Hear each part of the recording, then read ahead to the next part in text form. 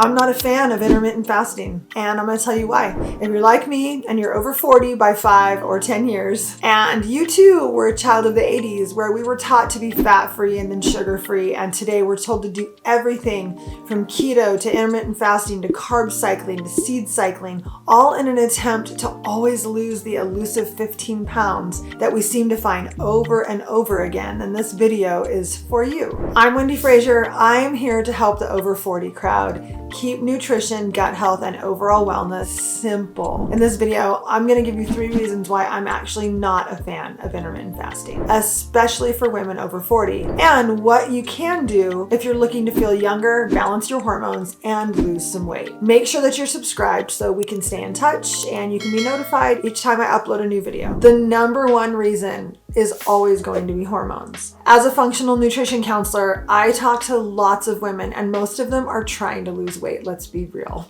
The women I talk to who are doing intermittent fasting have told me that they've closed their eating window sometimes to only 6 hours out of the day. They're not eating until well into the afternoon. One woman in particular was telling me she was waiting until 2 o'clock in the afternoon to eat and she would end her feeding window by 8 p.m. This is a nightmare for cortisol. Cortisol naturally rises in the morning, and one of the ways to keep it in check is by eating within 1 hour of waking up. As we age and we go especially into perimenopause, estrogen levels naturally start to drop, and that changes the whole landscape of how our body produces and reacts and metabolizes important chemicals like insulin and cortisol. And by waiting until the afternoon to eat your very first meal, your cortisol levels, I promise you, are a wreck. Not only that, but in such a small eating window, you're not going to be able to eat the amount of nutrients that your body actually needs, vitamins, minerals, and things like that to sustain proper function. A lot of these women tell me that they're losing their hair, they're losing their libido, and they're even starting to lose muscle. So this is one of the number of reasons I'm just not a fan. One of the best things that you can do as a woman over 40 is to eat within 1 hour of waking up. This is going to lower your cortisol levels, which is a stress hormone. And in the end, science has proven that lowered cortisol levels are associated with the body's ability to burn fat more efficiently. The number 2 reason that I'm not a fan is stress. Stress is something that we all face every day. Let's face it, there's no way around it. But according to the American Institute of Stress, 33% of people feel extreme stress. 77% of people feel like stress has had some kind of a negative impact on their physical health.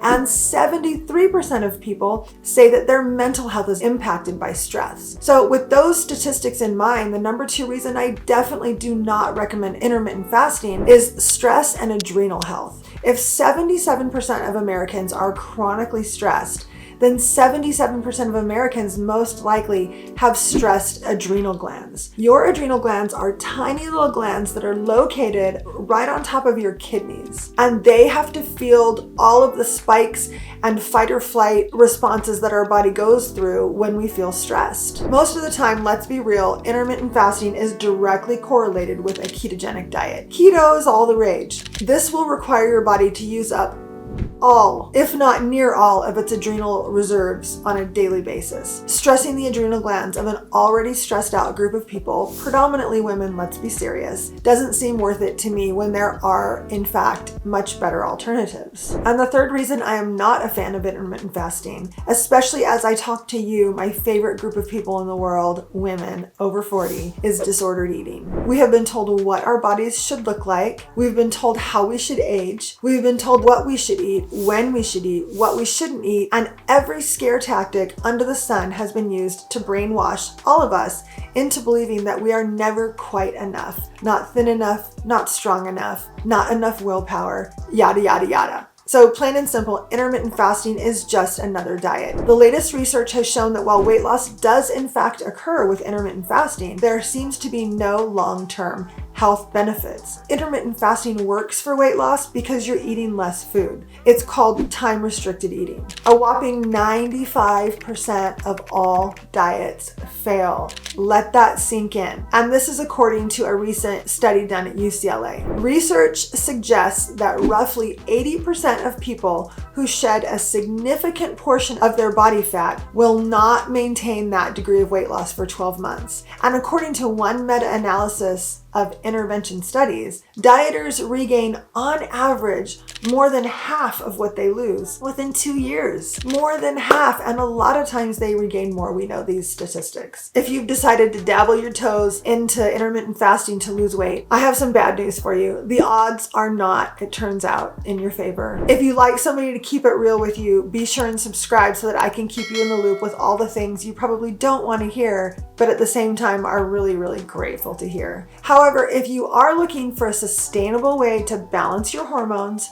find your ideal weight, get some inner peace, do it in a sensible way that doesn't leave you hungry, honors your integrity as a woman, is not restrictive, and is actually doable for the rest of your life, you're going to want to get on the wait list for my course titled Trust Your Gut. I am so excited about this. This is a comprehensive course that will take you through a self-guided process to settle down, discover peace, reclaim your joy, and easily release any extra weight that has been weighing you down. To get on the wait list, just comment in the comments below, Trust Your Gut, and I will alert you as soon as it becomes available. In the meantime, please go check out my video, How to Reduce Sugar Cravings Naturally, where you'll get a sneak peek into some of my methods and the way that I look at things, the way that I've helped myself and other women find this place of peace. If you found this video valuable, please share this with somebody that you think could use it. And in the meantime, stay strong. Eat 3 meals a day, start your day with 600 calories, find some joy in your life, and reclaim your power.